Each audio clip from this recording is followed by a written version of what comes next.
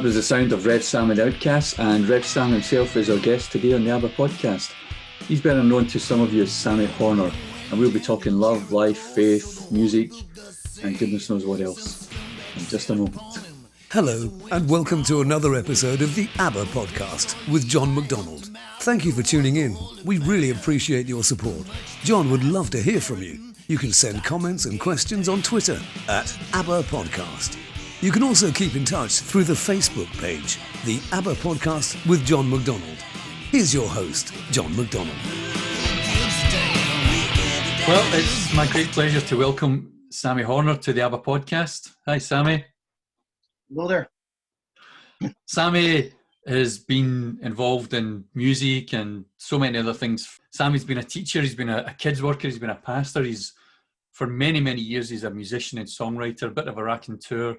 And now he's authored his first book, and we'll be talking about that today as well. So how are you, Sammy?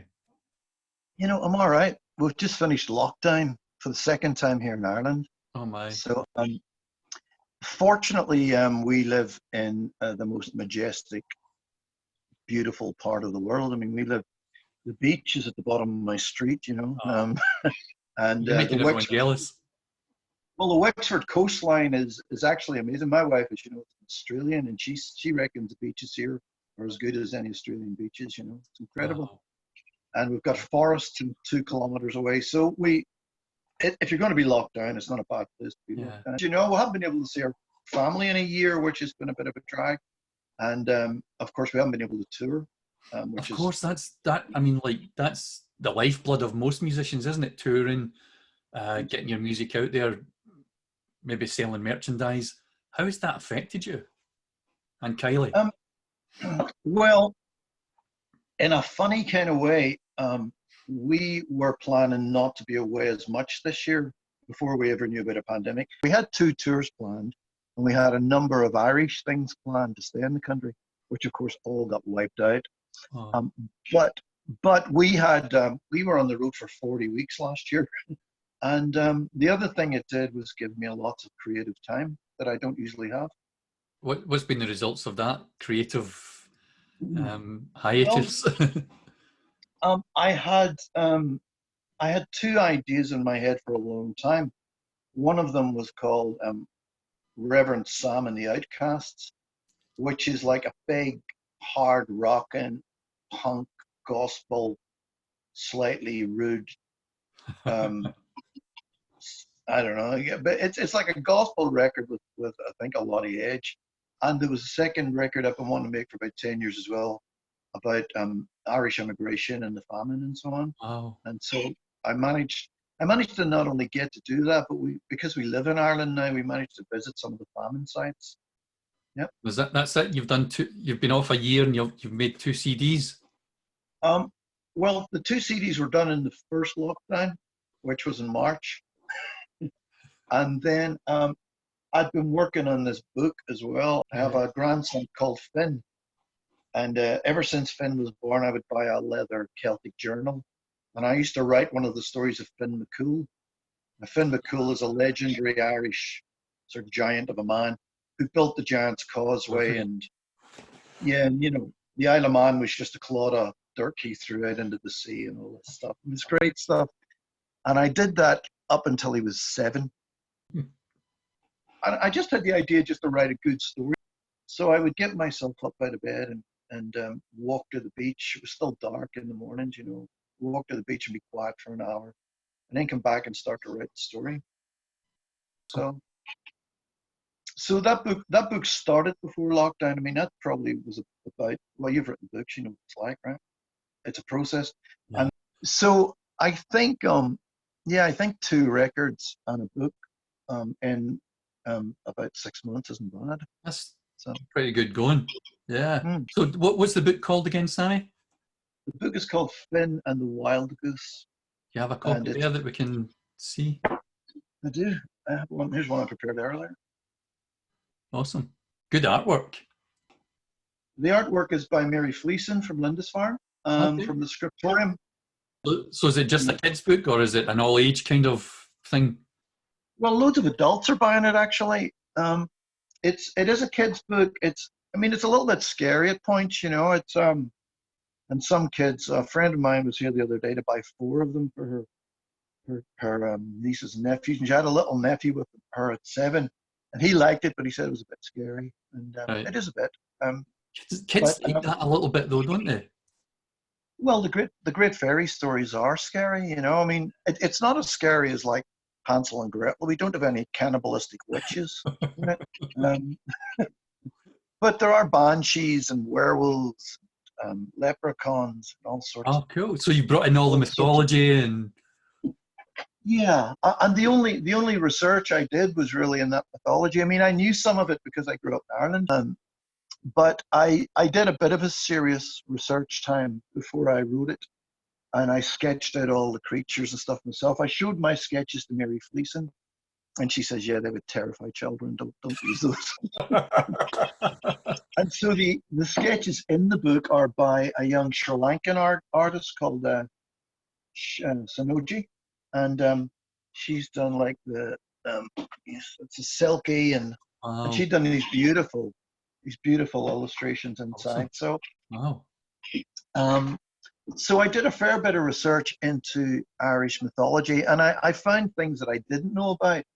And one of the great themes of the book is not everything is what it seems to be. So even if you are reading it to your kids, bits it seems scary as the book reveals more about these things. You'll Yeah. find surprisingly they aren't always what you think they are. So, Wow. How do people get a hold of it, Sammy?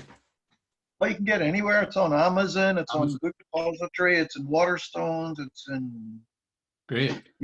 all the usual places. But if you just hit an online search, you'll find it, and they'll deliver it. I mean, Book Depository and Amazon deliver it right to the door. So And what about the music? How do people get a hold of your music? that's usually through Bandcamp or directly from us. That's Okay. one of the problems with not touring is that's where you present a lot of it. So at the moment, it's really directly from us. But Bandcamp is a good way. If you download, that's an easy way to do it. It's easy enough. Great. Great. So you've been busy in it. Aye, but it's been nice busy, you know. I mean, often because we're touring, recording is usually done over a period of about 6 or 8 weeks, and it's a fairly intense 6 or 8 weeks. You know about that as well. Yeah. You've been in that world. So to record 10 or 12 songs in 6 weeks, when you're doing a lot of it yourself, you know, Mm. is hard enough. But these days, a lot of stuff's recorded over the internet. So I will record, I'll record the rhythm tracks and a guide vocal, and I'll send it off to Nashville to have drums played on it, or Australia, or UK, and then those folks will record their instruments in their studio and send it back. So you're fielding stuff at all times of the day. You know, you could be getting Australian stuff at 5 in the morning, or you could be getting American stuff at midnight. And often people want to know if what they've done is okay, so that they can redo it while it's all set up.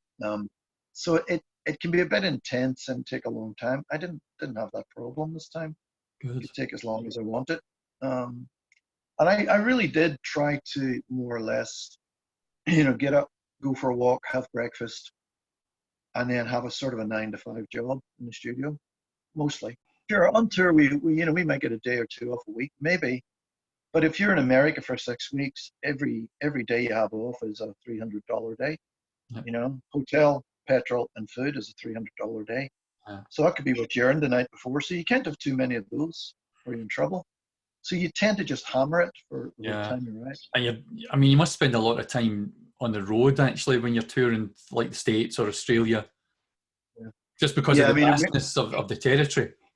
Yeah, I mean, America could be 400-mile drives between gigs. Yeah. And you can be doing that for a week, up in the morning, drive, set up, play, sleep up in the morning, do it again. Yeah. So it can be hard going, but I mean, mostly I like it, but I think Kylie and I have both realized this year that I think we want to slow it down.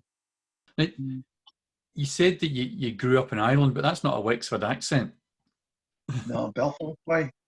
No, I grew up 3 hours north in Belfast, and when I was 10, it all went south up there, So my teenage years and early 20s were right through the 70s and the Troubles, you know. Wow. It affects you in ways you don't realize, I suppose. When I was 10 years old, my mother would move us a lot, and my mother moved us into a particular area. You know, Belfast is pretty much divided into two sections, and we lived in one, and my mother moved us into the other. You know, I know the reasons why she did now. I didn't know when I was a kid, but I just went to high school, and our school uniforms betrayed which side of the track you belong to. And so I would get beaten up every day going to school, you know, because of my uniform. And when I was just 11 years old, I had my first major nervous breakdown. Ended up in hospital. I was unconscious for about 3 days. Wow. Just complete shutdown. And my parents thought I was going to die. Then I came to, didn't know what had happened, and they misdiagnosed me. They thought I had epilepsy, so they put me on barbiturates for the next 5 years, which of course I abused because you're 11. And yep. But was that just all the trauma just getting in top of you, Sammy? Yeah. I had to go and live with my sister because I couldn't live at my parents' house anymore. And I think I was just really concerned and anxious. Yeah, so that something snapped, and I just was just out for 3 days. Wow. So yeah, so that wasn't great. And then the situation in Belfast didn't get any better, of course. It just gradually got worse. So you were used to shootings and bombings, and you know, with family kills, with school friends murdered. I mean, all sorts of stuff happened in my teenage years. Wow. And it was at the age of about 16, I think, because Ireland's a funny country. It's definitely changed to me, and this part of the country is much different to where I grew up. But whether Protestant or Catholic, it was a very church-oriented country. So, I mean, even if you were a terrorist, you were probably still going to church on Sunday. You know, I mean, it was that kind of place. But you know, it was just almost a cultural thing. You just did that. I mean, all your friends. Yeah, it wasn't like it wasn't like it was a big deal. All your friends did it as well, you know. And so you just go into somewhere with your mates, and they told you stories about Jesus, and you got sweets, you know. I mean, it was. And I suppose I wouldn't entirely discredit that. I don't think that's a terrible thing. Because I think your parents probably sent you for the right reasons. They probably thought it was good for you. But I'm not sure what went in, you know. I'm not sure what I understood. I probably had a basic knowledge of Bible stories, you know. But as in terms of taking faith seriously, I don't know that I ever knew I had to, really. You know, I mean, I think you just thought church was just a thing you did and not a thing you were. But at the age of 16, I met a young guy called Stephen Norwood. I only met him because I really fancied his girlfriend, actually, who ended up being my girlfriend, which was excellent. But he called himself a Christian, and he was quite different than us. We were a bunch of punks, and we used to steal everything and break everything.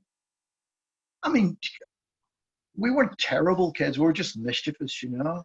But we drank a lot as kids. I mean, it was, well, you were living in a war zone. Yeah. So I guess, and I was getting free drugs. So all my friends like me, I would just pass them out.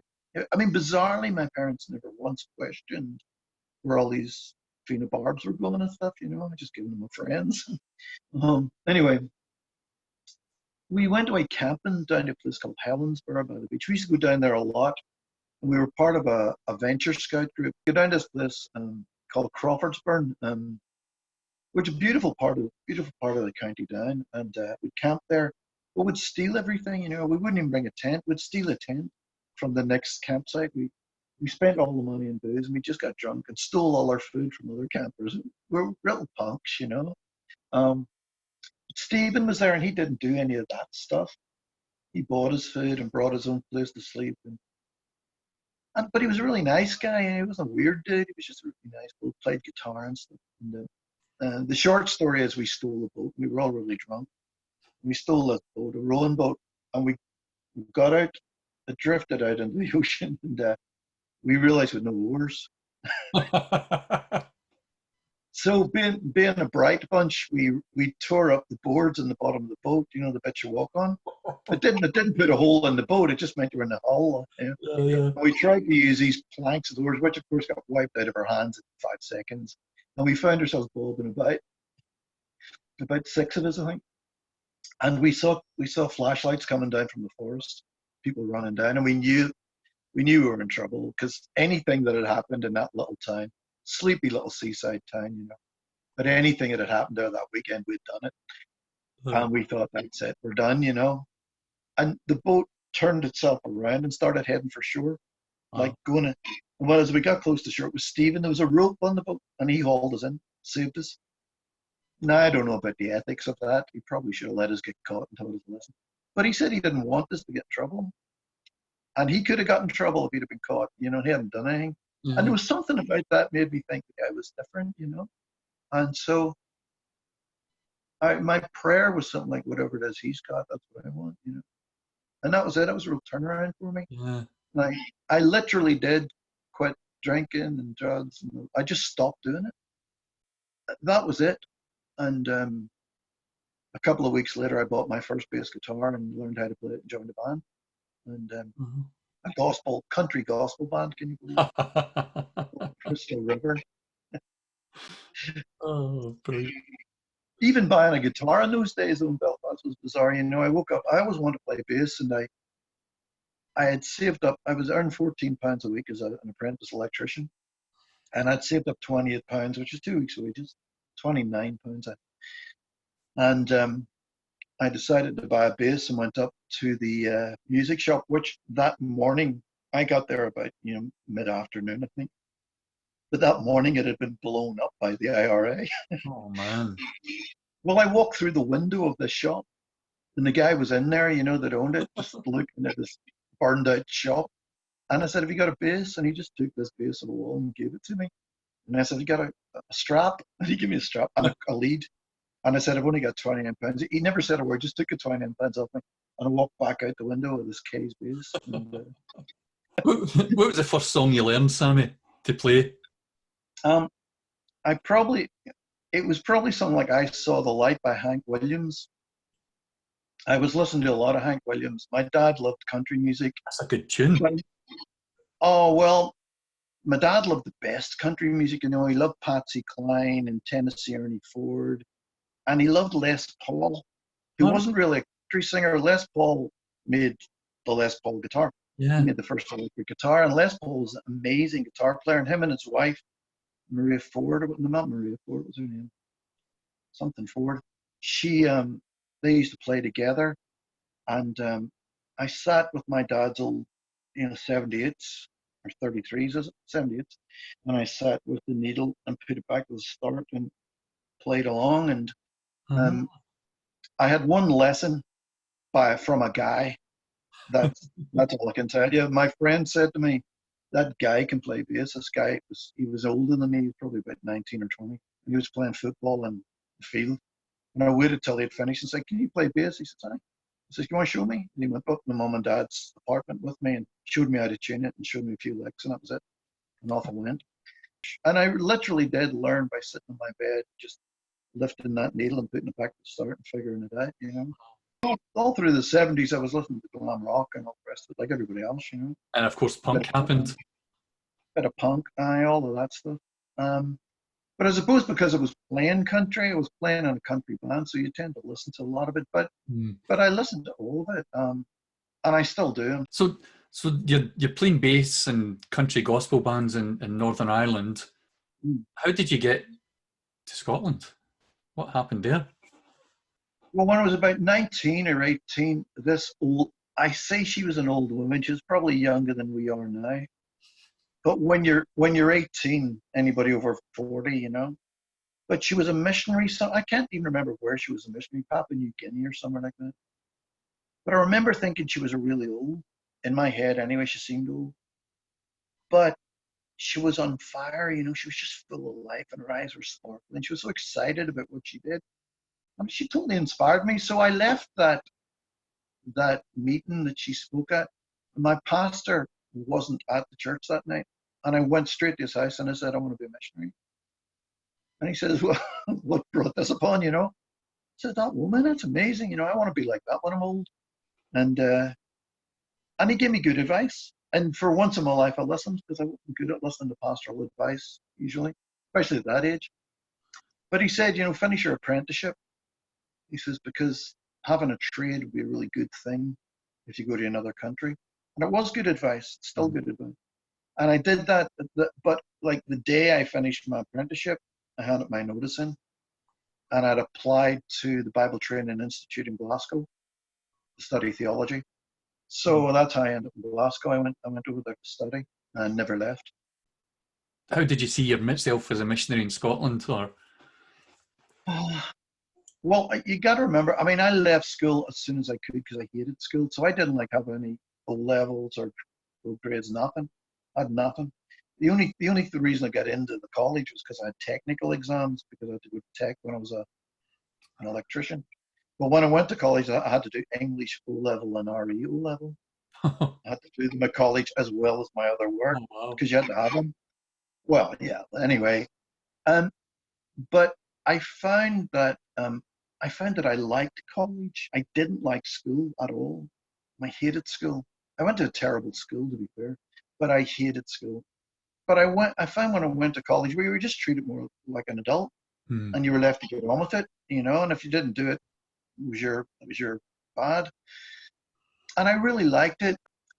But all it really did was introduce you to things like Arminianism, Calvinism, eschatology, none of which were terribly useful, I'd have to say. I mean, really, they weren't terrible, because I ended up working, after I finished there, I ended up becoming a youth worker in the East End of Glasgow with street kids who I couldn't even understand, let alone tell them about, you know, John Calvin. But what it did do was taught me how to study. And so I kept studying. And then there was something, I think, going on at that time in Scotland. So there was a bunch of us, and you were probably one of them as well, but there was a bunch of us. There was Andy Kennedy, there was Bill Hogg, there was myself, there was Ricky Ross. He was in Dundee, of course. There was Ricky Ross. There was Ewan Vernal, you know, Tom Morton. And the Gaudies, were they not around at that time? Yeah, Nancy Brian and Ray? McGlynn. You know, so there was this sort of street level thing happening with youth workers and musicians, and so street level in Dundee began to happen, and that was the likes of Ricky and so on would do that. And then in Glasgow, me and Bill and Andy ran things like Impact Festival and then PowerPoint, which became huge. I mean, PowerPoint was a month, and that was, I mean, kids couldn't get into that. It was so busy. I mean, I remember having Campolo and Smithy there, and people not being able to get in. And Campolo and Smithy would go out at the interval and speak to the kids outside and do like 3 things because they couldn't, you know, you were talking about thousands of kids. It was amazing. And so, and it was kind of, it felt like the stars had aligned, I suppose. I mean, although we didn't know that, we just thought, let's try this, let's do that. You know, we're all young and full of something. And before we knew it, with all these festivals and events, and then guys like Steve Chalk would come up and do brainstormers, and we would all be the people who led those. And then within a few years, it was, you know, we were all being invited to the national events, Spring Harvest, Greenbelt, to speak and play, and so for young men at that point, there was all these places that were great for output. And I was up to the neck. By the time I was 26 or 27, I was like on speed dial for all these events, you know, and I was never home. And I had young kids, and it's just never home. And as well as that, all of us had our own thing as well. You know what I mean? Lots of us were youth workers for churches or pastors, and so you had a job as well as that. So I think the enthusiasm of being young is great, and I think the energy is great. but I think the lack of wisdom can actually be quite destructive. And looking back on it, there were many, many things that I was on everything. You know, I'm one of those guys that was on the stage with Billy Graham, you know, and Franklin, and yeah, it's. But when you're 26, you know, you've no idea, and you think bigger is better and all that. I'm not sure that's actually true, but nonetheless, that was the route, and you were part of that as well. Yeah. So that was the route. You know, all these things were happening, and they weren't all bad. I mean, there was lots of great stuff happening and lots of exciting things happening. Yeah. But I reached a point with some of them, like Spring Harvest and Brainstormers, and I had to go to the leadership of those places and said, look, I can't do this anymore. And I gave them my reasons why I couldn't do it. Some of the reasons were I just didn't buy it anymore. Yeah. But other reasons were, I mean, you know, with Steve Chalk, and I love Steve, still love Steve. But Steve had me doing the seminars on sexuality, and so every year I would do these Brainstormers, and it was the same youth workers coming every year. And I would say, what's wrong with these guys? I mean, nothing's changed, you know. I mean, apart from the advent of AIDS, I think nowadays with you know, transgender rights and stuff, there's a lot more that people think about, much wider. But in those days, nothing much was changing in a couple of years. And so you were given the same seminar, and it was the same guys coming back, and you think, what the heck, you know? And there were youth workers; they should have known that stuff. Yeah. You know, so I just got a bit like, yeah, I'm not doing this, and so I might have thrown the baby out with the bathwater, but I basically stopped going to all of them. I didn't stop Spring Harvest, stopped all the national and international event committees, because I was on committee meetings probably 2.5 weeks out of every month. So when there were summer kids clubs and stuff, and I was gone all summer, doing one after the other, you know. So yeah, it was a bit much. I mean, I think a lot of it at the time I was quite excited about it, but I'm pretty sure some of those things led to some of my downfalls later on. Sure. You know, some of those choices I'm making myself so busy brought about things in my life that weren't good. So, however, you know, it really has been 2020 and 2020, hasn't it? Oh, no. You know, you look back and you realize your mistakes. But then the whole musical thing took off for you, didn't it? Oh, gee, the Electrics. In the 80s, the late 80s. I think Electrics got together for the first thing at Impact 88, and it was like 6 songs we played. And it was really just because we couldn't afford big bands. So we could afford, like, I think the big band was split level, you know. I think we could afford, we could afford a couple of big bands and everybody else got their petrol paid. That's how it was. And so the Electrics were always free, you know. And I think Paul and I came together after we left another band called In for Penny. We recorded 6 songs, and so we did that. But within about 6 months of that, we were touring in Portugal, Spain, and France, and then we were playing all these universities, and then in '91, Visions and Dreams came out. Tony Cummings heard some of our music, wanted to produce a record, produced it. Word got a hold of it, and then bam, that was it. Nobody was more surprised than me, believe me. It's amazing. I remember. To this day, I was in Holland, Michigan, and I was doing a radio show, and the guy who was interviewing me didn't know me at all. And about halfway through the interview, and he said, "So you had some record deals in America?" And I said, "Well, I was with a band called Electrics." And the other guy in the studio just fell off his seat. And to this day, people still bring Visions and Dreams albums to get signed. And, wow. And still ask for old songs. And, you know, the blessing, I can't skip it. It's always there. It's funny. I've written a wee note to myself saying, you know, people say that every songwriter has got their pension plan song. And I know that people have said to you that The Blessing's your pension plan song.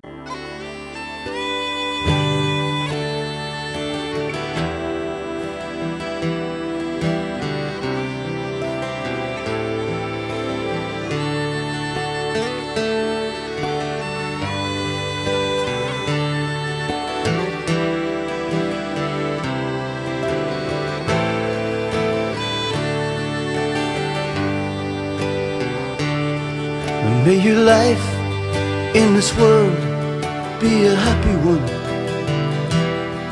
May the sun be warm and may the skies be blue. And may each storm that comes your way clear the air for a brighter day. May the saints and Savior watch over you as you make your way through this old world of ours. As you see the beauty of the morning dew,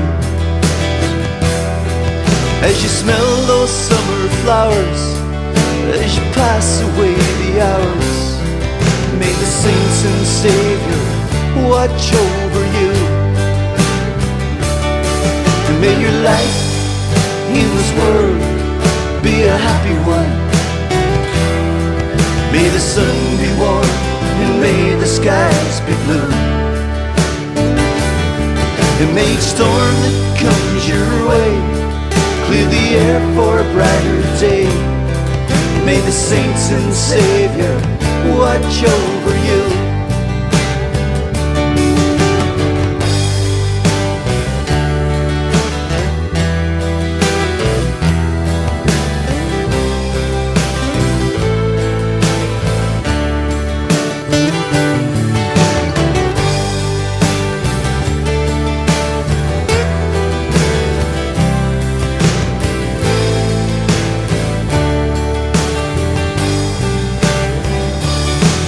As you spend your time with your friends and your family, as you feel the warmth and love they have for you, as you see the wars and hate that others radiate, may the saints and Savior watch over you. And may your life in this world be a happy one. May the sun be warm, may the skies be blue.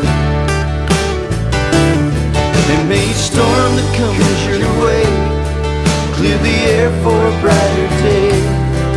May the saints and Savior watch over you.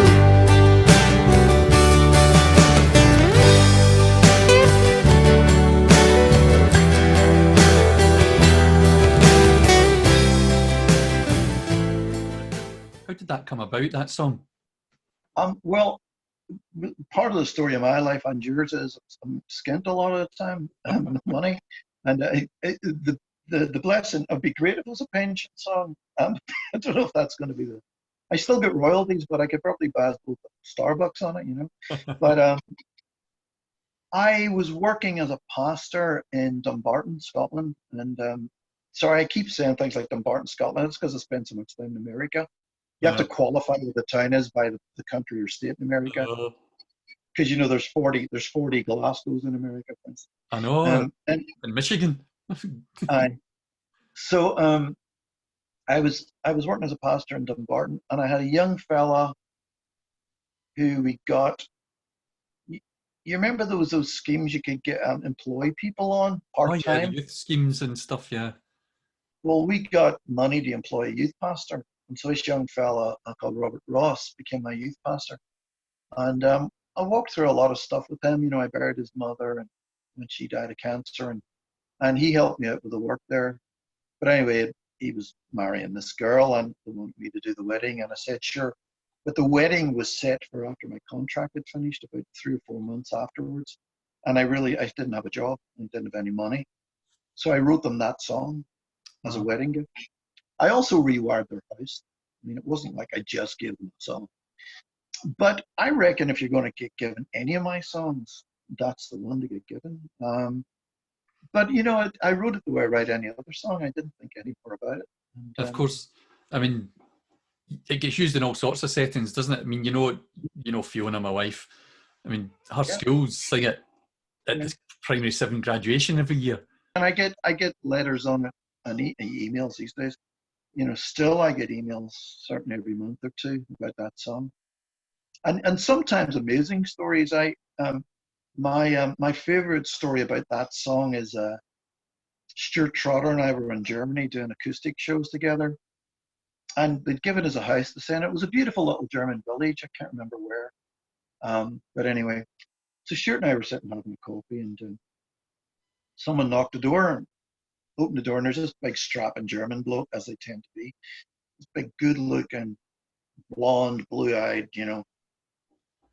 chisel-chinned big dude. And he said to me, Sammy, he says, my mother would like to speak to you. And I said, all right.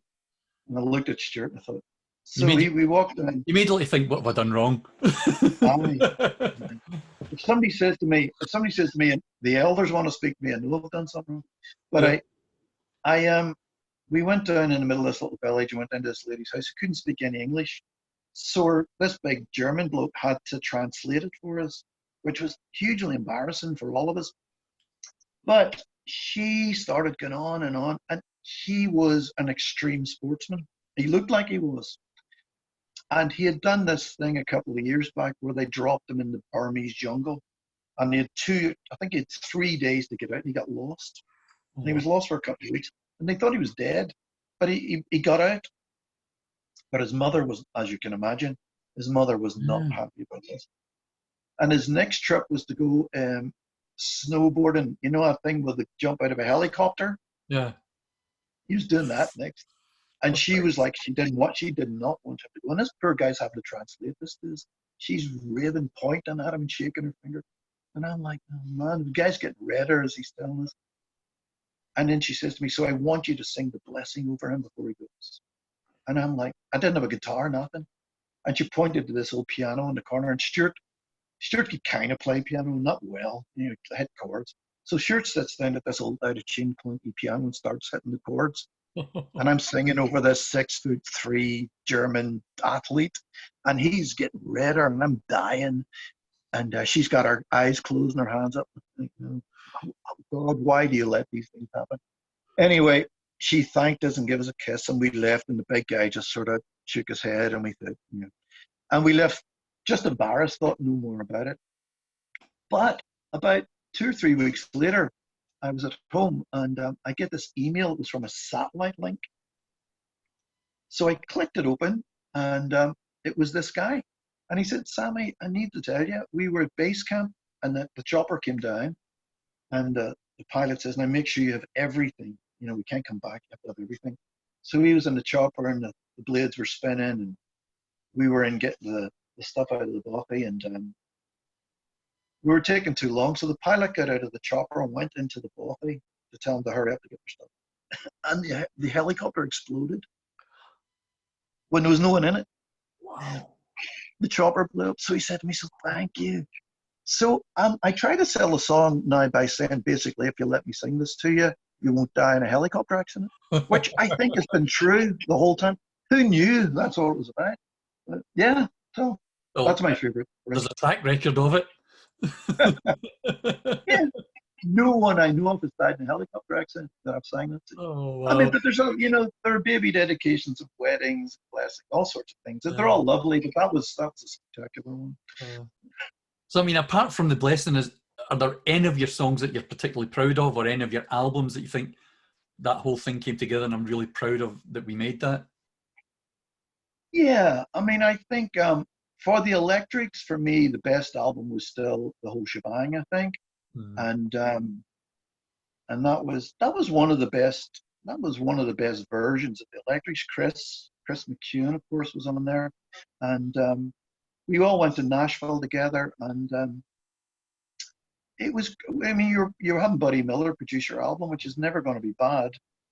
But it was a beautiful sort of kind of relaxed experience. Then we all went on holiday together as well. We went to Memphis in Florida and hung out together. So it was a nice way to record. But I think that album, to me, felt like the most organic and the closest thing to the live electric sound we ever recorded. And everybody played well on it and did well. So I think that was my favorite Electrics album. I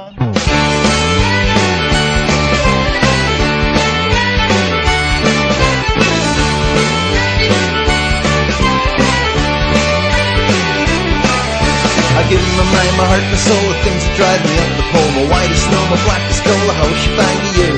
I give my life, I give my death, I give me early morning breath, my love for dear Elizabeth, the whole shebang to you. I give my kin, I give my clan, I give my tribe and gang, of everything you call me home, you got the whole shebang. Ha!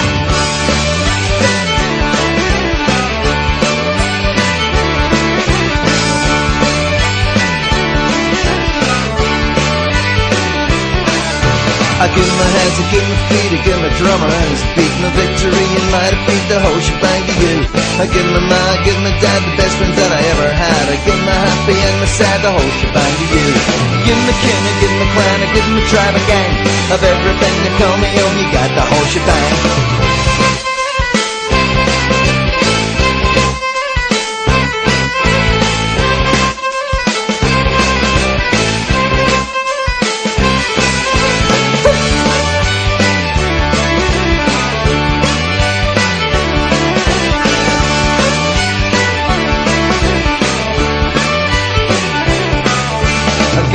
I give me eyes, I give my house, I give my wise, all my hellos and my goodbyes, the whole shebang to you. Give me up, I give me down, I give my smile, I give my frown, I give my penny and my pound, the whole shebang to you. I give my kin, I give my clan, I give my tribe and gang, of everything that call me home, you got the whole shebang. I give my kin, I give my clan, I give my tribe and gang, of everything that call me home, you got the whole shebang, yeah.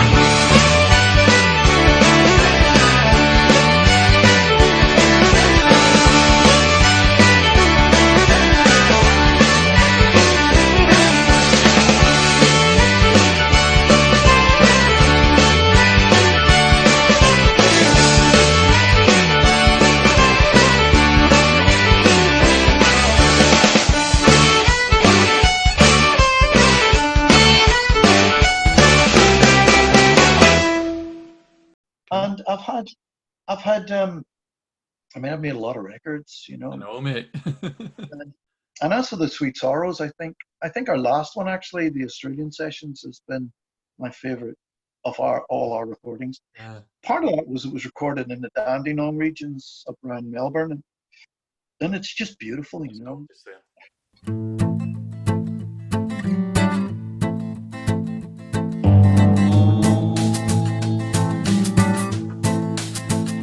I must be out of my mind to put myself on the line, but I do it willingly for you. In the past I've been a fool, but I'll bend my only rule, and I'll do it willingly for you. 'Cause it's more than the sunlight through the frozen trees bouquet, steam rising up in the morning foggy grey. More than the night calling out your name, more than wine on the table that makes me wanna stay. I must be out of my mind to put myself on the line, but I do it willingly for you. In the past I've been a fool, but I'll bend my only rule, and I'll do it willingly for you. When we talk into the morning, holding the darkness at bay, when we walk into the wilderness to celebrate the day, when my old boots crunch beside yours in the gravel of the track, I know that life will not be grinding us like dust into the cracks. I must be out of my mind to put myself on the line, but I do it willingly for you.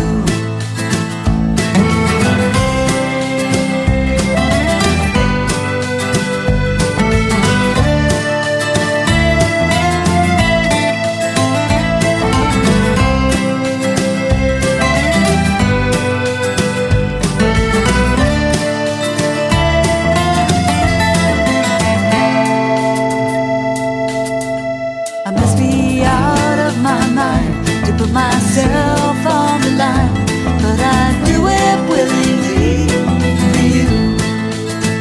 We have one hell of a time when we're out on that line, and I do it willingly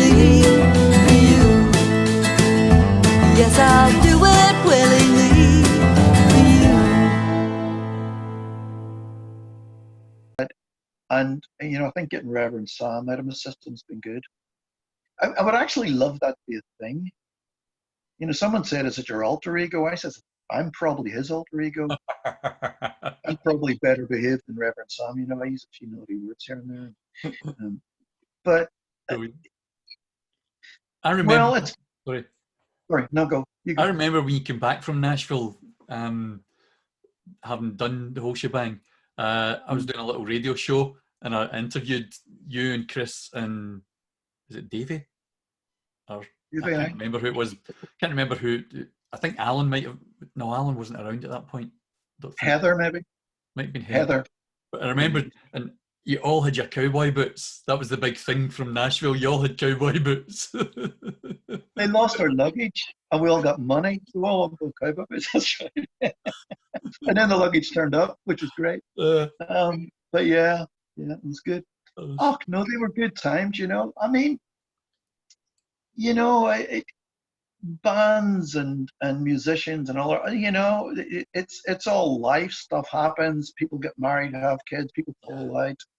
But at the end of the day, I think when we were together, we did some really good things. And, you know, I have no regrets about any of that.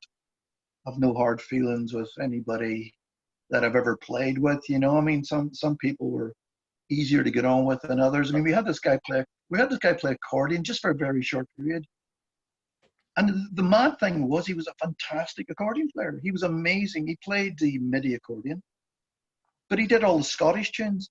And if it was just him on his own, it sounded like a band. He was amazing, but he couldn't play with a band. He just couldn't do it. It was bizarre. So, you know, every now and again, you think, yeah, that's not really going to work, man. And you always feel a bit, that was in the middle of a record as well. I had to tell him that. but, well, he couldn't play in time. He just couldn't play in time. So, you know, he was listening to the tunes in his head. He was so used to playing on his own, to his own time. I think that was it. But oh no, I mean, I think, you know, we were all going through our own stuff as well. You know, you got to remember, even in a band, everybody's got their stuff, including me. So I wouldn't say I always got it right. You know, very often I was the bad guy. So, but all these years later, you know, the original lineup are still great friends. I mean, me, Davey, Paul, and Alan, we're still great friends. So. Now, because I had a quick look on the internet to see, is there anything about Sammy that I don't know that's out there? And the only thing I saw was that the original lineup is being put forward as the current lineup. Has it come full circle? So that the four of you are sort of come full circle with the addition of Tim Cottrell playing fiddle. Because, you know, for reels and jigs and all that, you need that. But Tim's been with us for probably. He's been around a while though, hasn't he, Tim? Probably 18 years or so. Yeah, I mean, Tim's all over my stuff. I mean, he does all my recordings. He's great. But well, it only came full circle because on our 30th anniversary, we knew 30 was coming up, and Paul, I think, had written to me, and Kylie and I were actually on tour. The year before, that's what it was, the year before it, 29th. And Paul put on a gig for us down in Greenock, and he says, why don't we get the band to open for you? And I said, I mean, having the Electrics open for the Sweet Sorrows seems the wrong way around. And also there's a bit noisy, you know. And anyway, Alan and Davey said, that'll be great fun. We'll just do half a dozen songs. And so the boys came down, and we rehearsed just that afternoon, and it must have been muscle memory, but it sounded better than ever. And so we played, and we did sound better than ever. And Paul said, you know, next year's 30 years, we should just do it. Just do, you know, the original lineup. And we did, and then we did a few tours. We did a little tour in Germany as well. And it was red hot. The guys were great. That's the thing about music. Your body gets older, but you should get better. Yeah. You know? Yeah, skills improve. We wanted to call the tour a little older, a little wider. I mean, I've obviously seen you guys play loads, and you know the bands I worked with, some of them gigged with you and stuff. But I remember going to see you supporting Runrig at the Barras, Glasgow Barrowlands.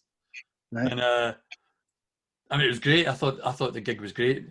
But I have to confess that halfway through Runrig's first song, we thought, this is boring, let's go. And we left. Yeah, that was another one of those. I was sitting in the house one night. Actually, it's a blessing-related song. I was sitting in the house one night. I can remember exactly what I was doing. I was eating a kebab and I was watching the bill. This stuck in my head so clearly because of this. I'm watching the kebab, or I'm eating a kebab and I'm watching the bill, and the phone rings. And I was just beside me. I picked up the phone. I says, hello. It was this woman, and she says, well, is that Sammy Horner? I says, it is. And she says, hi, I'm Runrig's manager, and we wondered if you'd like to open for Rory, who was the bass player, heard your song "The Blessing" on the radio, and he wondered if you guys would be interested in opening for Runrig at Livingston Ice Rink. And I thought it was Davey's girlfriend. So I'm eating the kebab, didn't even turn the TV down. I'm eating the kebab and I'm saying things like, well, what are you going to pay us? And she says, well, we don't normally pay opening acts, we normally just. And I says, oh, no, I couldn't do it for nothing. I mean, you'd need to cough up a bit. And she says, well, what about 100? And I says, well, it's a bit low, isn't it? And she started swearing at me. She says, do you want to do this such and such gig or not? And I realized it was real. So I said, sure. And we went and did Livingston Ice Rink with them. And they loved us. And they asked us to do the big wheel tour with them. Mm. The whole gig, the whole tour, UK tour. And we couldn't because we had a 2-week tour in Germany. But we could do the final night in the Barrowlands. So we did the first gig and the last gig. And that was it. But yeah, it was great. They were really nice. Really nice. Yeah, I remember that. Yeah. I remember. The other gig I remember is the King Tut's gig you did with Ian Burnin. I think we did about 4 of those, didn't we? The one when the condensation blew the equipment. Oh yeah. I remember that. Yeah. I remember that. Yeah. King Tut's always astounded me that it was such a popular venue because it was real dive, But there you go. There's lots of good memories of that stuff, But yeah, I mean it's been a ride for sure, and I always say that nobody's more surprised than I am, because I mean everybody. Do you know Rick Elias, or of Rick Elias? I know of Rick Elias, yeah. So Rick was a good mate of mine, and the Electrics played a wee bit with him as well in Germany, and Rick was great, I mean, Rick was one of the Ragamuffins and wrote stuff for Tom Hanks, that thing you do in Big Fat Greek Wedding, and great songwriter.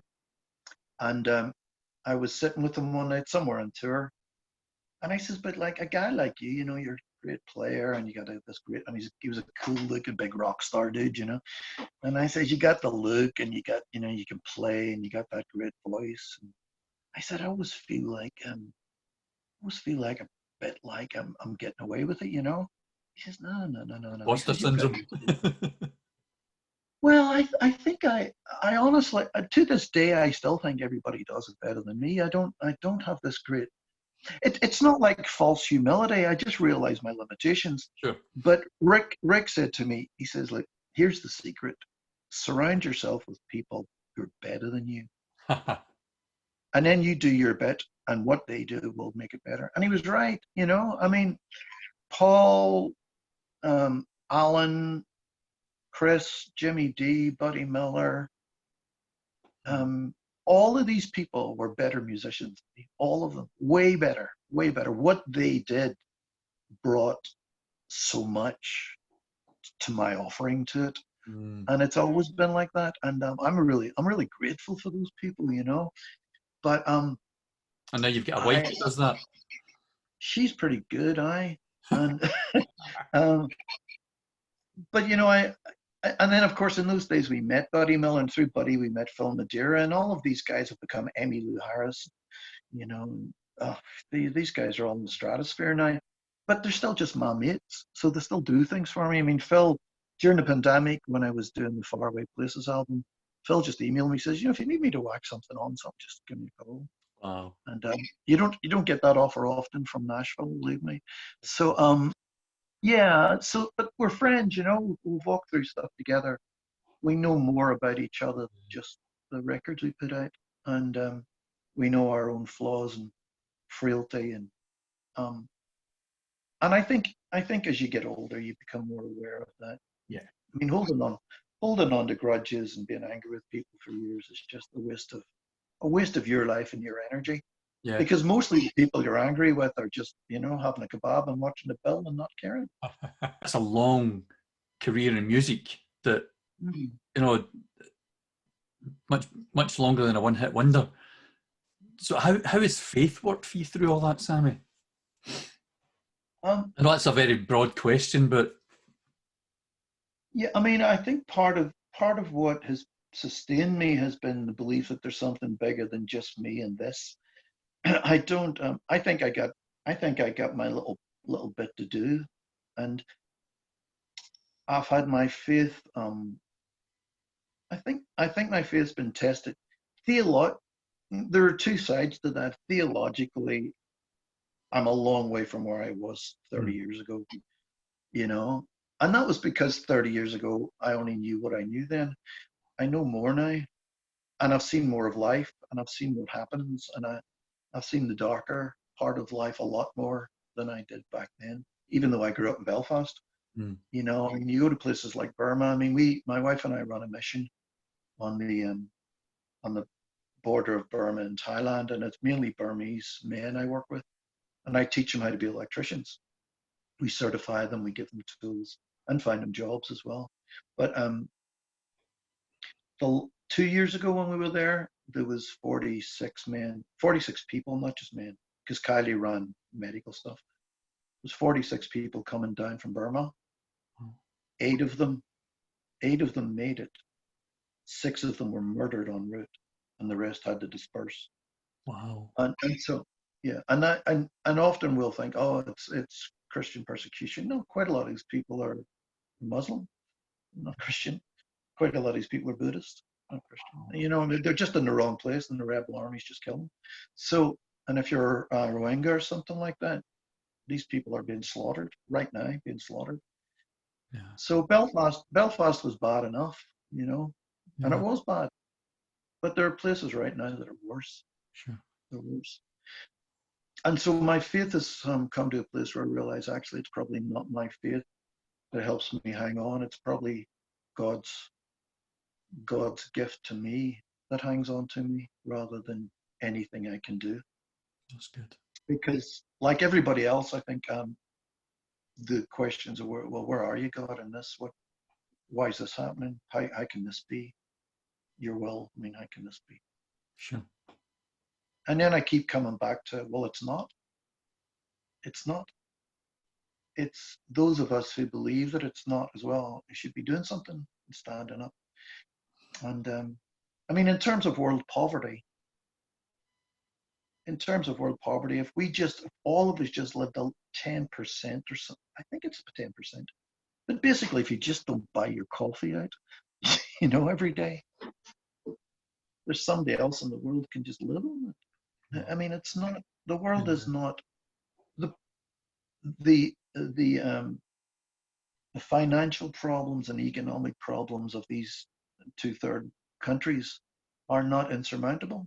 But the fact of the matter is in the West, we have bought a system. They had Black Friday here in Ireland. It's an American thing. And Black Friday is just really an evangelical approach to consumerism. So in the year when people have lost their jobs, are living on benefits, can't pay their rent, are frightened that they won't be able to buy their kid a decent Christmas present. Not that that's even essential, but we'd like to do that. In the year that has happened, capitalism still has a seal and says, come buy, come get more stuff. And we don't need this stuff. No, we don't. And I'm as guilty as anyone. But we've come to realize, my wife and I have come to realize how little it takes to change someone's life in many of these countries. And so we give 10% of our time and probably more than 10% of what we earn to once a year going out there and throughout the year supporting things as well. Yeah. And that's we have a young... 2 years you've been doing that though, isn't it? It's not just... No, every year. Yeah. And last year I trained, I think, 40 something young men and supplied them all with toolkits. Yeah. Well, I've been in Burma and I know what the wiring's like. So it's well, not just a kindness, but it's actually an essential for some life-saving skill. in Thailand, the second cause of accidental death is electric shock still. Wow. We also had a young guy from Mayfair Lane, Rhys Thurston, who I've known since he was a kid. He's a great studio engineer and musician. And he came out with me and we built the studio as well, a recording studio, and set up a music program. That's awesome. And about 2 months ago, and if you've been to Burma, you'll know how amazing this is. About 2 or 3 months ago, I got a phone call. So we've had to do all the training on the Thai side, just over the border, just over the Rimtoi River. I got a phone call to say, hey, Sammy, one of the guys I trained has been getting through the villages in Burma, running trade schools to teach people how to wear their villages properly. He's run like 40 of them this year. Wow. And then he runs a trade school, then he has them fix their village. It's amazing. But he was an ex-rebel army commander. Mm-hmm. And so he knows the rebel armies. And this is part of the problem there. The rebel armies are a huge problem. Yeah. They're all fighting each other. And he has permission from the rebel armies. He's permission from the Buddhist Council and permission from the Burmese government for us to build a training center in Burma. Wow. So that'll be, well, with COVID, who knows? Yeah. We're hoping next year it can start though. And that'll be building a full facility. So how do you pay for that, Sammy? We never know how we pay for the rest of it. And no, I mean, normally what we do is we put a chunk away from what we tour with. Mm-hmm. And it's an average of 5,000 to 7,000 a year to do it. The training center is going to be about 50, I think. So, but I just said yes. I mean, do you want to do it? I said, sure. I don't know how we'll do it. I know you don't put out appeals and all that, but how, if that touches people's hearts and they think, I want to support Sammy and Kylie doing that. I want to invest in these young men and young women. How can they do that, Sammy? Well, it depends where you are in the world. If you're in Australia, Trade Off does have a charitable number, and you can get you'll get your tax on that. I'll go against your tax. It only works in Australia though. But if you look at our website, www.thesweetsorrows.com, there's a page on there about Trade Off and what we do, and you can just contact us. Normally what we ask people to do is, I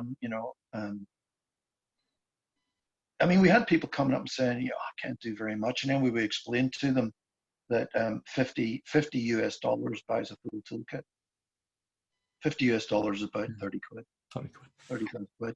So what we say to people is, I mean, for instance, our man in Burma right now, he's basically an itinerant electrician, missionary. Wow. But we had to get him, we have had to get money to buy him a tool backpack that he can wear on his back instead of a toolkit that he carries through the jungle. Yeah. So he walks or goes on a bike everywhere.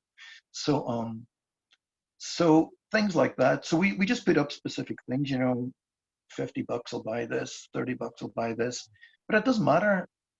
I mean, $10 will pay for the lunch for a day for 40 guys. I mean, it sounds ridiculous, but it does. Oh, but buy a bag of rice and a chicken and a bunch of veggies, and you can feed a bunch lunch there. Aye, me too. So that's the sweetsorrows.com. They can get info on that then. Yeah, sweetsorrows.com, as well as info in the band and everything else. As well as info on the Sweet Sorrows and our music, but sweetsorrows.com is a link to Trade Off. There's a page on Trade Off, and it's called Trade Off because I teach the trade, and Kylie does.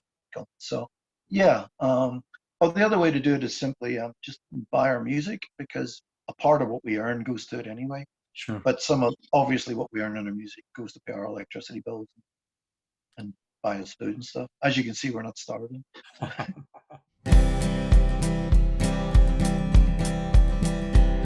The days were long and dreadful. The landlords were unkind. No home, no food, no future. No joy, no peace of mind.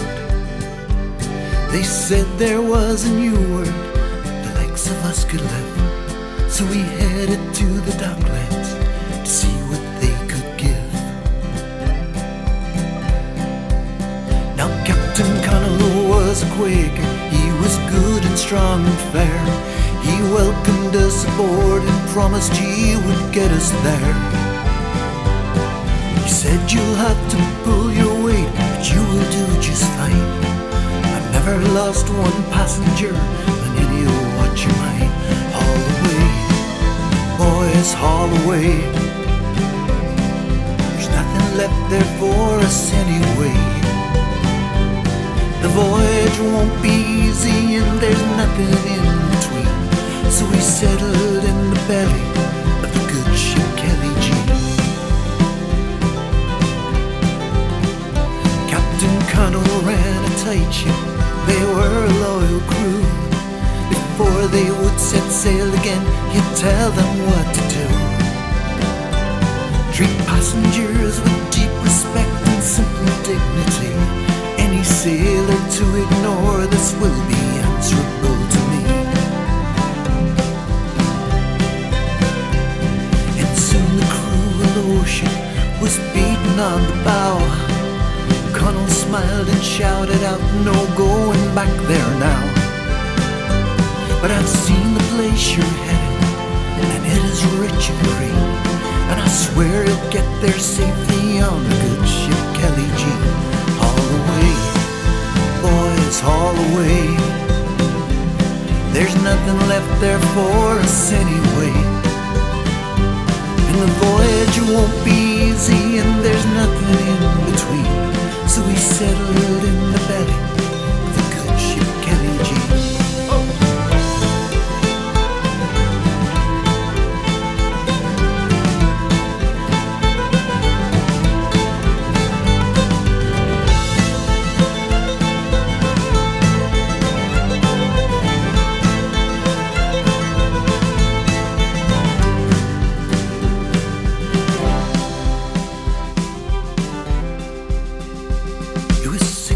On the open sea before we saw the shore. Slowly dawned that we would see our homeland nevermore. But Connell shared a meal with us and looked us in the eye. Work hard now for your children and your people will not die. Haul away, boys, haul away. There's nothing left there for us anyway. And the voyage won't be easy and there's nothing in between. So we settled in the belly of the good ship Kelly G. Haul away, boys, haul away. There's nothing left there for us anyway. And the voyage won't be easy and there's nothing in between. So we settled in the belly of the good ship Kelly G.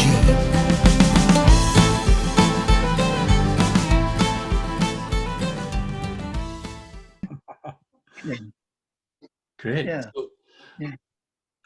we've covered so much here, but there's one thing I want to talk about. Now, tell me about the Vatican. Well, I was a Scotsman called Darren McLean. Do you know Darren? No. Name rings a bell, but I don't think I've met him. Chris would have met him because I think Chris was in the band when we went up north to play in Lossiemouth. He was a student at the same time as me, but he's about 12 years younger than me. And he was a Baptist minister in Lossiemouth, up north in Scotland. And brilliant intellect, great academic guy. And he would bring people like Tony Campolo to Lossiemouth, which, as you can imagine, Wow. was a major culture shock for the north of Scotland. And I knew him at college, but not that well, because he was a lot younger than me. But when he went up there, he liked my music, so he would invite the band up to play at these events and stayed in touch. And then he ended up in Toronto as a pastor. and it would be, well, let me see, it would be about 20 something years ago now. But he said to me, he called me one day, he says, like, I'd love to get you out here to do the music for the church. So they flew me out to Toronto, and it all went well, actually. And I'd never fancied myself as a church music guy. For me, I realized that I realized the necessity of it, but for me personally, it was a bit too narrow. Mm-hmm. And anyway, it went well, and I actually thought I might take it. And then I just never heard anything, because his elders, Darren was causing so much trouble because he was so radical. His elders thought, they met me and they thought, we'll bring this guy. And they only told me this like years later, but they never got back to me. Anyway, for about 10 years, I would go out there every summer and I'd do their kids camp, summer camp for them, and do the, the inspirational bit at it. And every year he would say, come and work for me. And I'd be like, yeah. Anyway, after 10 years of goading me, eventually I said I would go. And when I arrived there, I was working with the young people and kids mainly, but our community was an Italian Catholic community. And so lots of people were bringing their kids to my kids event, even though they didn't come to the church, Mm-hmm. because they liked their own tradition, but there was nothing for the children. So they would drop the kids off with us, go to mass, and come back get their kids. We had loads of these kids. But then what happened was often, we would pick up the pastoral slack with the families when stuff went down. But we noticed we were getting more and more families coming saying they had curses put on them. And my initial response was like, what happened? Have I come to Hogwarts here? I mean, there was a lot of it, more than you'd think. And I've heard of people. I've had people in the past telling me, they thought maybe there was something in their house, or they were seeing shadows, or they had bad feelings inside. And I've had all that. You expect that, but a curse, it seemed. But not only from the Italian community, but also from some of the African community. And when we quizzed them on it, we found that they'd been going to shamans who had been charging them to lift the curse for a while, and then you go back in a year and you pay some more. And our answer, when they said, can you help us? Our answer always was, no, we can't, but we know someone who can. And when we explained that to them, we said, and because we cannot help you, because it's God's work to help you, we cannot charge you. So there'll be no cost involved for any of this work, because we can't take credit for it. It's God's work. And so with more and more people coming with these blinking things. No wonder you were doing it for free. Well, I think the tradition of Christian exorcists all through church history, but also particularly in Scripture, is that it was free. There were professional exorcists in Jesus' days who charged, but the Christians didn't, because they believed it was God's work. They couldn't. It was God did the work. Anyway, so we sort of knew what to do. We weren't dumb. We knew how to pray, and we knew how to talk with people. But the two of us felt like we could be a little bit more armed, and it'd be good to find a good course. And we looked all over North America, and most of the courses you wouldn't have went on, they were charlatans. A lot of these nuts. And we just thought no. And then we found the Vatican had been doing a course on exorcism and liberation for a number of years, but it was only the priests who were allowed to go. And we just thought, well, we won't get in. We're only two Baptists. But anyway, we wrote, and they got back to us and says, we've been really praying and think that it's really important that people from other traditions learn this. So they accepted us. And so the two flew off to Rome and went to the Vatican University, and it was interesting.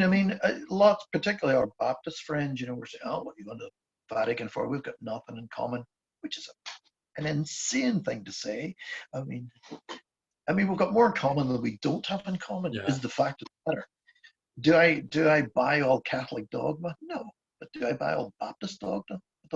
Maybe even no more, and so it was a university course, and so they had a guy from Edinburgh actually who was a neuroscientist, and his team had solved the problem of anarchic or alien hand syndrome, Wow. which is, you pick up your coffee to drink it, your right hand, your left hand takes your coffee up and sets it down.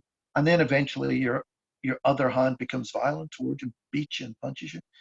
I know people were suffering from this. Now people thought this was demonic. Mm. But this guy's team discovered a small lesion in the front of the bone and that was the problem. Wow. And so he was a brilliant neuroscientist. So with that level of teachers, and we had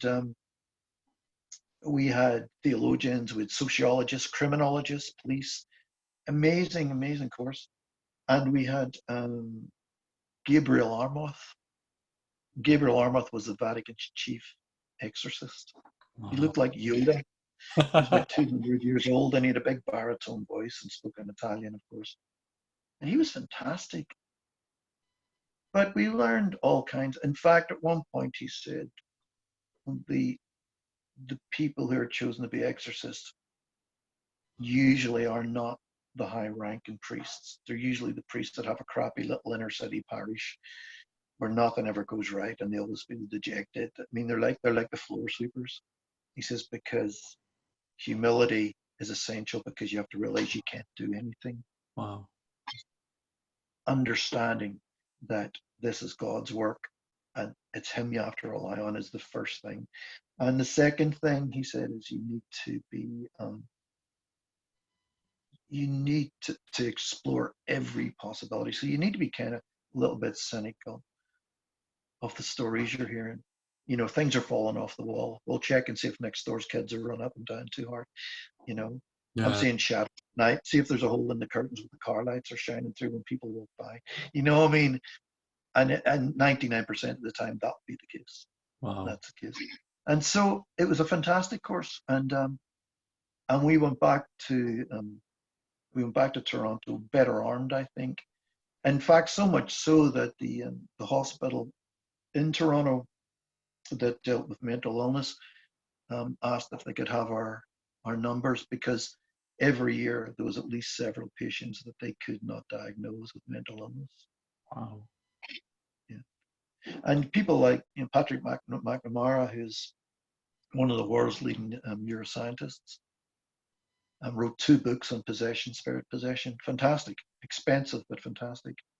But his conclusion at the end was that if the medical model does not offer ritual exorcism as a genuine cure for anyone who believes themselves to be possessed, they're ethically at fault. Wow. So it was a fantastic course. I would love to have went on and done more, but and I read a ton. But there comes a point where that stuff where you need to watch how much of it you read. Sure. You can get obsessive with it because it is interesting. Yeah. And I'm a Stephen King fan, so if you read like Hostage to the Devil by Malachi Martin, it reads like 5 Stephen King stories. He says they're true, but who knows? Yeah. Well, what a journey, man! From a Northern Irish Protestant background to studying at the Vatican University. That's some journey, isn't it? It really is, eh? Wow. Well, was it Aristotle that said, "I'll go wherever the truth takes me"? I see the benefit in traditions, not only in the church but in music. There are benefits in it because it meets people's needs where they are. But apart from those benefits, I don't hold to any of them. I mean, I think the truth is found in all kinds of places, and I think the part of the problem for boys like me and you was we were basically taught only evangelicals had the truth, and now we realize that actually, and the rest of the world is possessed. They get quite a lot wrong, and so, in my opinion, anyway. But I'm still based. I think I've come to a place now. I'm in my sixth decade. That if you can jive with loving God and loving others and doing your best to love those others unconditionally as God loves you. Yeah. And that doesn't mean to say you'll manage that, doing your best at it. If you can jive with that, I'm with you, Yeah. I don't care what you are, if you're with that. Well, Jesus frankly, that way, didn't he? That's how Jesus summed it all up. I think some a couple of thousand years ago summed it up better than me. But the fact of the matter is, I find people now who wouldn't say they're Christian, who speak the language of Christianity better than some Christians, you know. And so, you know, all that stuff. You mean, have you prayed the sinner's prayer, and have you done this, and have you followed the rules to get into the club? I don't buy them. No. I think some people are a lot closer to God than we think. One of the case studies we did at the Vatican was the what do you call that couple? Sorry, my head's not quite in it this morning. You know, these movies like Annabelle and Conjuring and all that. They're all based on the case studies from an American couple who were called America's Great Demonologists. All right. But she would have these visions, and she could see spirits, and she could see things. So she'd go into the house and she would see these things. And of course, in the beginning, she called herself a medium. Yeah. But then they realized some of these things wouldn't go, and they had to get a Christian minister or a Christian priest. It was usually a priest because they knew the Catholic tradition. And they would get the priest in to do the rite. But in the end, they, the Warrens. Right. So Lorraine Warren, at the very beginning, called herself a medium. Now I can imagine what the church would think of her. But in the end, the Catholic Church says, no, you aren't a medium. You have the spiritual gift of discernment. You just didn't know what it was. Yeah. You couldn't put words to it. And I can't blame people for not having the words to explain why they say certain things or believe certain things that I see as very Christ-like. Yeah. And the interesting thing about my world is that no one in my world who are Christian ever calls me reverend. Even though I am a reverend, no one calls me reverend. The only people who call me reverend are my atheist and mad off the wall artist friends. You know, they all call me reverend, which I kind of like. I kind of like that. But and they talk as much truth at times as the church does. Yeah. And that's not getting into the nitty gritty of, Yeah. are they saved? Are they that? I don't know. Yeah. I don't know where they are. But I do know that they display Christ-like qualities at times. And I do know that Christians often display nothing but judgment and anger and hatred and resentment and isolation and non-community and all of those things. And Sadly, very true, isn't it? And people have been seeing that for so long that and for so long we weren't able to see it ourselves. As I don't just mean you and me. I mean, like, evangelical Christianity haven't been able to see it. You know. Well, you live in a bubble. You live in a bubble, and I think that, I mean, I see don't get me wrong now, I see the best of the church as well. I mean, I see people slogging away in Burma, Thailand, and inner city, and in Glasgow, you know, and I see people who really live that out. So it's not like everybody thinks like that, but I can't, if I'm going to judge the people I know who don't say they believe in things I believe in, but still display Christ-like qualities, if I'm going to judge them, then I must, by the same measure, judge myself first of all. Yeah. And am I showing Christ as much as this guy who says he doesn't believe in him? I mean, you know, was the local Church of Scotland minister showing as much compassion to Jesus as Bob Geldof during Band Aid? Yeah. Did the local Church of Scotland minister have the same passion for the poor and the starving and the hungry, the people Jesus said we should have compassion on? Did he or didn't? Who was more Christ-like?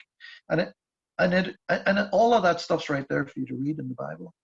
You know, two kids, one of them says, "Sure, Dad, I'll do what you asked me to do," and the other one says, "No, I'm not doing it." But then the one who said he didn't do it did it anyway, and the one who said he would do it didn't do it. That's the same story. It's right there. It's always been there. And so I don't see why we're so surprised when we see people being more like Jesus and Christians. Mm-hmm. I think as well, like, there's a massive body of people who would previously have identified as evangelical, who have come along the same path as you have. I mean, I've come along a long way along that path too. But there's an increasingly growing body of people who are walking that same journey, you know, and because they're realizing that it's love God, love your neighbor, love yourself, and everything will be right with the world. That's simplified, but that's the essence of it, you know. That's the essence of it. I had an email or a message discussion last night with a guy in California, and him and a bunch of guys who are pastors. None of them have been theologically trained. They all have daytime jobs, and they all run things like coffee shops and software companies. And he said that in spite of the downside of COVID, of which of course there's a large one, but he says one of the things that's been really good is it showed us that we don't need a building to go to church. Mm-hmm. We need to be church. Yeah. And he's right, you know. And all over the world, in Burma, people are the church. They don't go to church. They're just in their village. They look after their neighbors. They wire lights. They fix things. They make sure people don't get electrocuted. I mean, this is the work of Jesus. This is not. Yeah. Now, my friends who don't believe would say, oh, well, that's just what a decent person would do. They would just do good things. But one of the first things we read in the history section of the Bible, the book of Acts, the beginning of the church, is that Jesus went around doing good. Just did good stuff. Yeah. He gave kids sweeties. Your table was broke, so he fixed the leg. He was a tekos. He was a construction worker, not a carpenter. So if the roof was falling in your house, come along, fix it for you. He just went around doing good. But I have a feeling when you stand before God and you get to look at it all and you say to God, I got that wrong. I get the feeling God will say, yeah, but you were still trying to love people. You were still doing it as best you knew how. And that's all we can do in the end. Think it's just as you're saying that, it's that when God says to the prophet Samuel going to anoint David, he says, yeah, but I'm not looking at what they're doing. I'm looking at their hearts. Yeah. And I think that's a massive part of it, Sammy, is like, where is your heart in this? Is it for your reputation? Is it for your ego? Or is it because you want to love on these people and help them? Yeah. Even if sometimes it's misplaced. I don't think God condemns that. No, and I think avoid it. when we're told in the Bible to be truthful, to tell the truth, it's not just meaning don't tell an obvious lie. It means don't use flattering language. Don't say things to get somebody on side. All of this stuff is a bad way to use language. And I think using sexy language, like you said, this person was healed, or we saved this kid out of sex trafficking, seems to bring in more money to fund the thing, which is, I think, why people use it. But in fact, saying things like, we wired this wee woman's house for her, now she's got a light and a plug and a fan. Doesn't sound sexy. But I tell you, if you live in the deep humidity of Burma and you get an electric fan, it's like you're going to heaven, and it's the same with I didn't pray for this man so his bronchitis disappeared. What we did was we put some walls up so that the wind wouldn't get in, so that he'd be comfortable. It's still God's work. And I'm not knocking one or the other. I just think you need to understand that doing simple things is also God's work. It doesn't always have to be these big miraculous things. Going shopping for your next door neighbor during COVID because she can't get out the store is a Jesus task. It's not. These are good things, and Jesus did good, so do good. And if you can't start anywhere else, start there. Because people often say things. Oh, I don't have the faith to see somebody healed. You got the faith to run to Aldi's and buy 60 quid's worth of shopping. And it's not. You don't have to be a genius to be a Christian. Thank God. Or you and I'd be in trouble. We'd be out of it, mate. So yeah, I just think live your life, serve who's in front of you, be kind, be generous, be truthful. Don't try to get them on your side with flattering words. If they need some help them. If they need a talking to, talk to them. If they're struggling with their kids, sit them down with a cup of coffee and let them get it out. This is all simple. You don't even need to be trained to do that. This is neighbor stuff. And that's why Jesus spoke about love your neighbor. They're just like you. Things you get stuck on, they get stuck on it as well. But it's good to know that we get stuck. But when you think about the times that we grew up in, Sammy, in the 60s and 70s, was normal life, even in the midst of all the horror and everything else. There was always a neighbour who would check in to make sure you're all right. I'm going to the shops. Do you want me to bring you back some milk or bread? Or, there was always that little bit of, Yeah, for sure. I mean, when I was growing up, if I got home from school and my mum wasn't in, I could go in next door and the neighbour would make me a piece and a cup of milk and something in front of the TV or something. But they would look after you. For non-British listeners, a piece is a sandwich. So yeah, there was more of that, I think. One of the things, Kylie and one of the things that's been really great about this being home and having to be here is that we actually really do love our neighbours. We've got great neighbours in this area. And we have a friend across the road, and he's a bit disabled, and he's a wee bit introvert. And so when we were home from tour, we would take him to the pub once a week just to get him out. That's all we did. Yeah. But during COVID, we've lit a fire in the backyard, and the neighbours will come along, all of cans of beer, and we sit around the fire, and we talk about everything.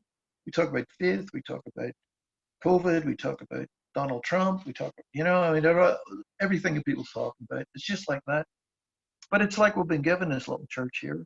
And our next door neighbours are just the most beautiful young couple. And we had a lovely thing there. Wee boy had to do a thing at school about safety. And you had to have 4 people that if you had a problem, 5 people, if you had a problem for your 5 fingers, you knew you could trust and you could go to. And the people were his teacher, his mum, his dad, Kylie and Sammy. Oh. And I think that is as much, a nudge from God's Spirit as anything, that little kids think these are people I can trust. These are good people. I just feel that, going down to pick up the neighbours' kids from school because they're getting home late from work is just as much a Jesus task as praying for somebody who's sick. And I don't need to have an awful lot of faith to do that. Very simple faith will do it. Or theology. And when you were asking about how faith has sustained me through this, there's a story in the Bible about mustard seed. And, for years I was always told, well, this is really telling you all you need to have this tiny little piece of faith. And of course, as you grow and when you're a pastor, you actually, people don't think it, but actually do have to read books and study. And I don't think that's what Jesus was getting at all. When you ask how faith has affected me, I think faith has affected me the same way it affects other people. And this is how I think it affects my friends who say they're not Christian. I think they've had the mustard seed. Because what a mustard seed actually is a pest. If a farmer got a mustard seed on his ground, he could not get rid of the bugger. He would try and kill it, wouldn't go. Next year it'd be back and it would grow like wildfire. And I think this is the essence of faith. I think once it gets in there, even if it gets in by going to Sunday school and hearing Bible stories, even if it gets in due to a heated conversation with an atheist who can't stand God, why do you think atheists are so desperate to keep proving God isn't there? Because something's burning at them. I think my suspicion is it's mustard seed faith. Wow. And you can't get rid of it.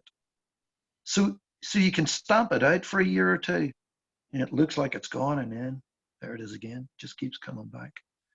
And I think that's how faith has sustained me in all of this. Because I've had years where I've felt a lot more on fire for it than others, for sure.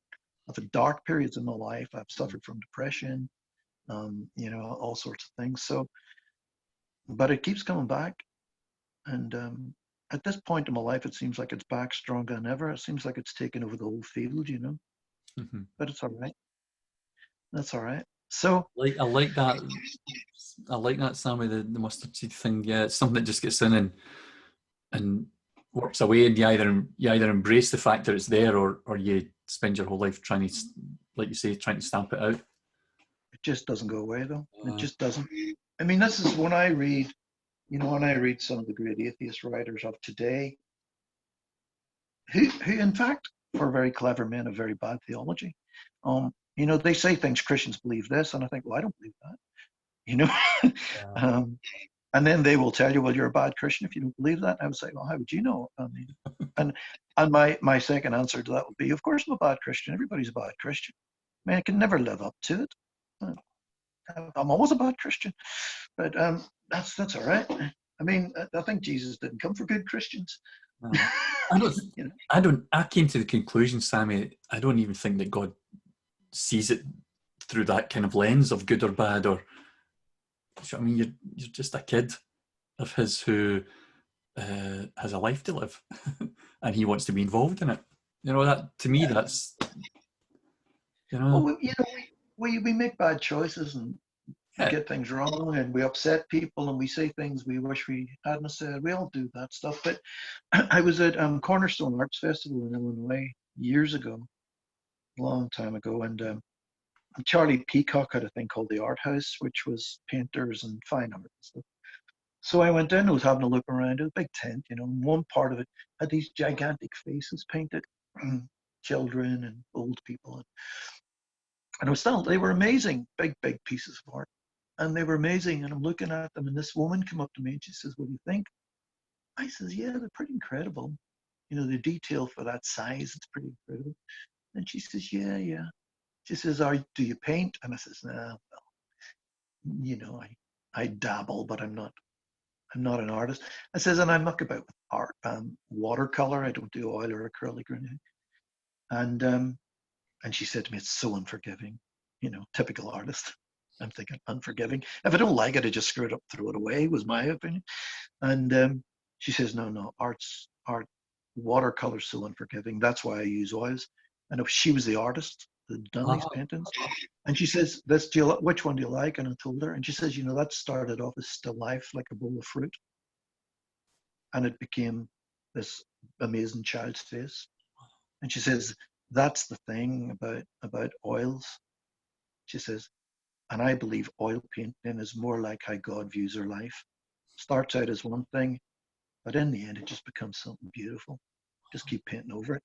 So the mistakes are, they just keeps changing. Can start out as one thing and end up another.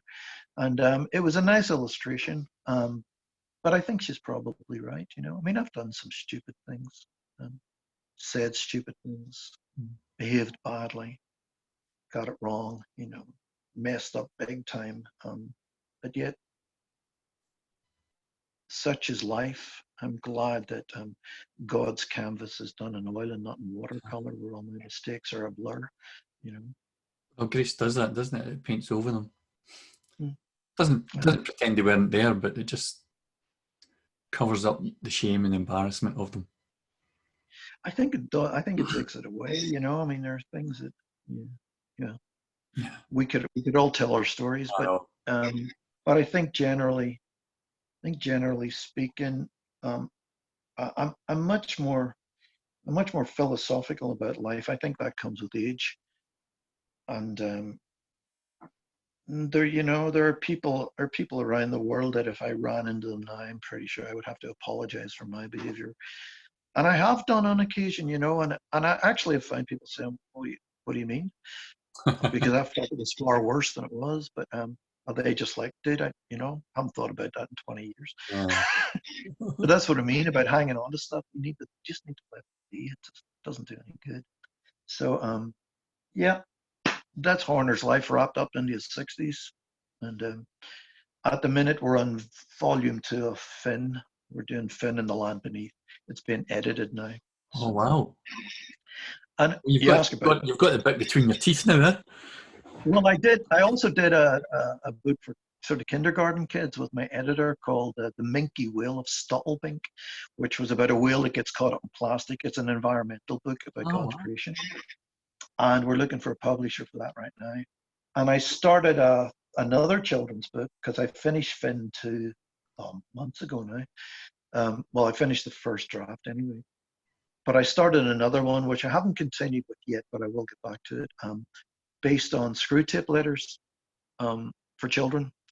So it's called Fugglebum, the little devil goes to school.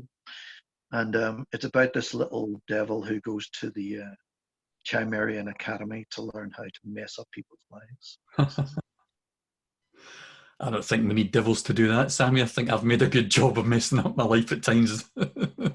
Well, Alexander Bowie, who's a friend of mine in Salt Lake City, did all the artwork for Faraway Places and Reverend Sam, and he did an illustration of Fugglebum for me, which is fantastic. I'll send it to you after this. It's fantastic. Awesome. So yeah, I'm keeping busy. I enjoy writing though, and I think as I get older, I'd be quite content to write. I can make it work. We'll see. Cool. You know what it's like selling books, don't you? No. I know what it's like trying to sell books. I'm only kidding. Listen, Sammy, I love hanging out with you guys. I love chatting with you. Thank you so much for coming and chatting for the podcast.